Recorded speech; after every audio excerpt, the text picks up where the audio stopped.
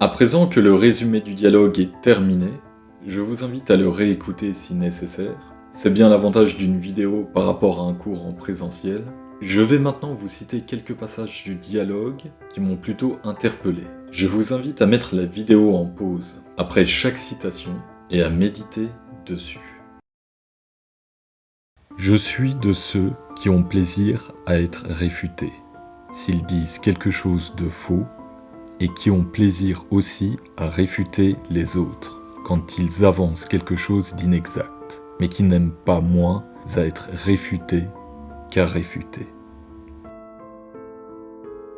Voilà donc ce que j'appelle flatterie, et je soutiens qu'une telle pratique est laide, Polos, car c'est à toi que s'adresse mon affirmation, parce que cette pratique vise à l'agréable et néglige le bien. Je prétends que quiconque est honnête, homme ou femme, est heureux, et quiconque est injuste et méchant, malheureux. Bienheureux, Polos, tu essayes de me réfuter avec des preuves d'avocat, comme on prétend le faire dans des tribunaux. Là, en effet, les avocats croient réfuter leur adversaire quand ils produisent à l'appui de leur thèse des témoins nombreux et considérables et que leur adversaire n'en produit qu'un seul ou pas du tout.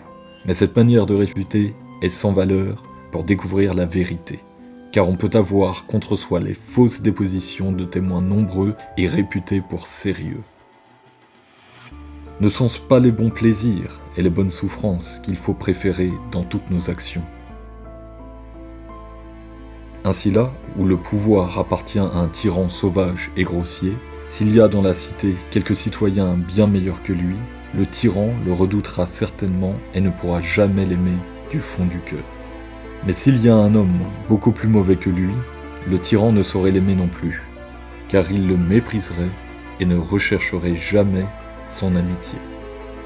Alors le seul ami digne de considération qui lui reste est un homme du même caractère que lui, qui blâme et loue les mêmes choses, et qui consent à lui obéir et à s'incliner sous son autorité.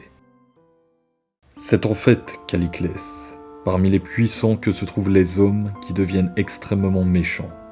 Rien n'empêche pourtant qu'il ne se rencontre parmi eux des hommes vertueux que l'on saurait trop admirer. Car il est difficile, Caliclès, et souverainement méritoire, quand on a pleine liberté de mal faire, de rester juste toute sa vie. Mais on rencontre peu de caractères de cette trempe. Il y a eu néanmoins dans cette ville et ailleurs, il y aura sans doute encore d'honnêtes gens pour pratiquer la vertu qui consiste à administrer avec justice les affaires qu'on leur confie.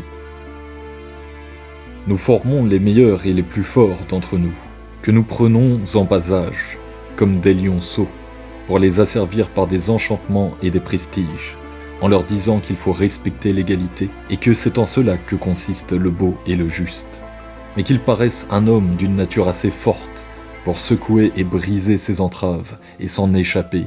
Je suis sûr que, foulant aux pieds nos écrits, nos prestiges, nos incantations et toutes les lois contraires à la nature, il se révoltera, et que nous verrons apparaître notre maître dans cet homme qui était notre esclave.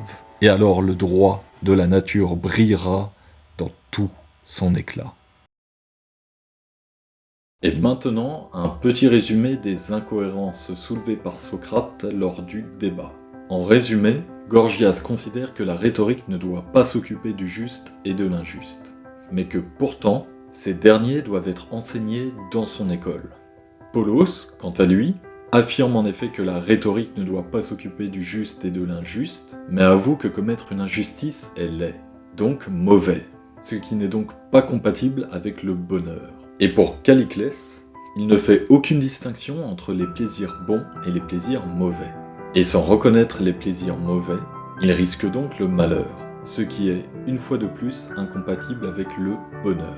Dans la dernière partie du livre, le discours de Socrate repose sur des mécanismes affectifs, ce qui l'affilie à la pratique rhétorique. Ce revirement n'est pas forcément paradoxal, puisque Socrate, au contraire de ses adversaires sophistes, utilise la rhétorique pour inciter autrui à s'améliorer, et non pour appuyer son pouvoir. Pour conclure, vous vous imaginez bien qu'en seulement quelques minutes, je ne peux pas rentrer dans tous les détails du livre. Je vous invite donc à vous le procurer, à le lire bien entendu, mais aussi à le méditer. si bien entendu vous souhaitez approfondir le sujet.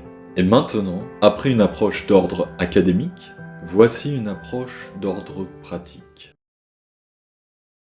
Bien que la rhétorique soit utilisée quotidiennement et dissimulée un peu partout comme par exemple dans le monde des affaires, du commerce, de la politique évidemment, des tribunaux, mais également lors d'échanges avec ses amis sur différents domaines, nous pouvons être témoins qu'elle n'est pas nocive à partir du moment où elle est utilisée pour faire le bien.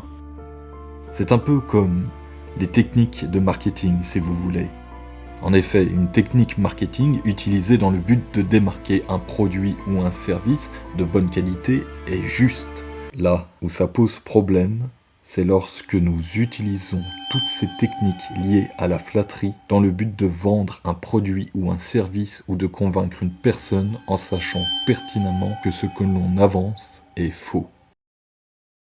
Alors, la prochaine fois que vous aurez affaire à une personne, une publicité ou une annonce sur Internet, demandez-vous si, en ce moment même, vous n'êtes pas victime de la rhétorique.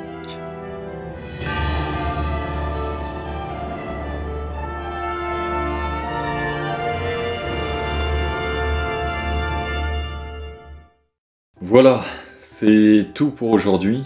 Merci à vous pour votre attention. J'espère que cette première vidéo concernant la rhétorique vous a plu. Si c'est le cas, n'hésitez pas à vous abonner, à liker et à partager la vidéo. D'autres vidéos suivront. Vous pouvez me suivre sur mes différents réseaux sociaux, les liens sont en description.